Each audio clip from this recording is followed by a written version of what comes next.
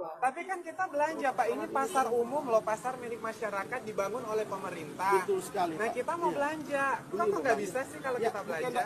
bukan nggak bisa, cuma maksudnya begini kan kalau rame-rame begini. Jadi gini Pak, kalau kita datang ke dalam itu kampanye, itu baru nggak bisa. Kita datang dalam rangka masyarakat biasa, kita mau belanja Pak.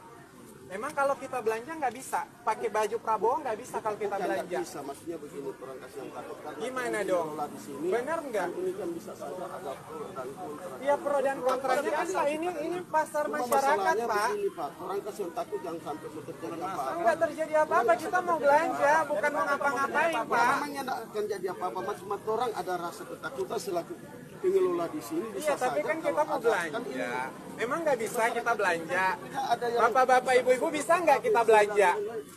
Bisa nggak? Bisa. Nah, masalahnya di mana kalau kita mau belanja Bapak Ibu? Nggak ada tuh. Ini bukan masa kok. Ini bukan masa. Ini atribut nggak apa-apa. Ini ID Kak. ID. Jadi kita kalaupun datang sebagai Bipro, kalau kita mau belanja kan nggak masalah. Kita di dalam nggak ada kampanye loh. Kita di dalam pure mau belanja udah dari 3 pasar. Tadi udah dari pasar Tuminting, dari pasar Bobo. Dan sekarang kita mau belanja di pasar Bersehati.